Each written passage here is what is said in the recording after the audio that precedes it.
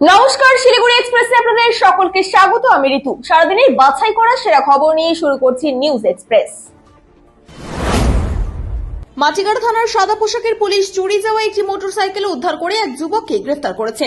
Matigara Lenin colony থেকে ধৃত তায়াক মোহাম্মদের বাড়ি থেকে উদ্ধার হয় এই বাইকটি।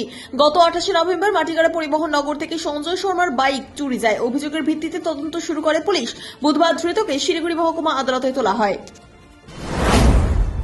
বেনিয়ম ও কাগজপত্রের ত্রুটির অভিযোগে দার্জিলিংয়ের ঐতিহ্যবাহী গ্লিনারিজের পানশালা বন্ধ করে দিল জেলা আবগারি দফতর। মঙ্গলবার অভিযান চালিয়ে নিয়ম ভঙ্গের প্রমাণ মেলায় আগামী 3 মাসের জন্য পানশালাটি সাসপেন্ড করা হয়। এই সময় কর্তৃপক্ষ আপিল করতে পারবে বলে জানানো হয়েছে।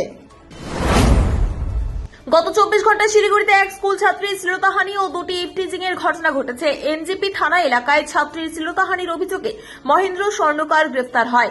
চম্পাশাড়ি ও ভক্তিনগর এলাকায় ইভটিজিং এর ঘটনায় তিলকচাঁদ ছেত্রী ও দীপক মাহাতোকে গ্রেফতার করেছে পুলিশ।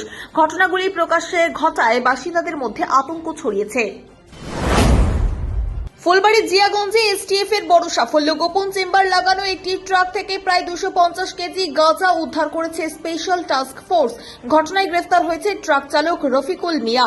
উদ্ধার হওয়া গাঁজার বাজার মূল্য লক্ষাধিক টাকা বলে পুলিশ সূত্রে জানা গেছে। অভিযুক্তকে বৃহস্পতিবার জলপাইগুড়ি আদালতে তোলা হবে। নিউ জলপাইগুড়িতে 11 মাসের বকেয়া মজুরির দাবিতে সিনিয়র ডিসিএম কাঠিয়াড়ির কাছে স্মারকলিপি দিল জাতীয়তাবাদী railway parcel labour and worker union. বুধবার আইএনটিটিইউসি অনুমোদিত ইউনিয়নের সদস্যরা মিছিল করে স্মারকলিপি জমা দেন। শ্রমিকদের অভিযোগ, কন্ট্রাক্টর দীর্ঘদিন ধরে মজুরি আটকে রেখেছে। 7 দিনের মধ্যে টাকা না পেলে বৃহত্তর আন্দোলনের হুঁশিয়ারি দেওয়া হয়েছে। মাধ্যমিক পরীক্ষায় পাহাড়ি পরীক্ষার্থীর সংখ্যা কমায় চিন্তিত মধ্যশিক্ষা পর্ষদ। বুধবার শিলিগুড়িতে পর্ষদের সভাপতি ডক্টর রামানুজ গঙ্গোপাধ্যায় জানান, পাহাড়ে প্রায় 200 জন পরীক্ষার্থী কমেছে, যদিও সমতলের সংখ্যা বেড়েছে। বিষয়টি নিয়ে দ্রুত স্কুল পরিদর্শকদের সঙ্গে আলোচনা করার নির্দেশ দেওয়া হয়েছে। পরীক্ষা কেন্দ্রে প্রয়োজন অনুযায়ী হিটারের ব্যবস্থাও থাকবে বলে জানান তিনি। মল্লারপুর থানার অন্তর্গত জবনী গ্রামের একটি পুকুরে একাধিক বোমা ছড়িয়ে থাকতে দেখে আতঙ্ক ছড়ায় এলাকায়। জল কমতেই পুকুর ও ঝোপে ছাড়ে বোমাগুলি নজরে আসে। খবর পেয়ে পুলিশ এলাকা ঘিরে রাখে এবং বুধবার দুপুরে বোমা স্কোয়াড ঘটনাস্থলে পৌঁছে সব বোমা নিষ্ক্রিয় করে। চন্দননগরের ভদ্রেশ্বরের কৃষ্ণবাটি এলাকায় দ্রুতগতির বাইকের ধাক্কায় মৃত্যু হল এক সাইকেল আরোহীর। মৃত অশোক পরামানিক মঙ্গলবার বিকেলে পেছন থেকে আসা বাইকের ধাক্কায় গুরুতর আহত হয়ে ঘটনাস্থলেই তার মৃত্যু হয় বলে পরিবারের দাবি। পুলিশ দেহ উদ্ধার করে ময়নাতদন্তে পাঠিয়েছে এবং ঘটনার তদন্ত শুরু করেছে।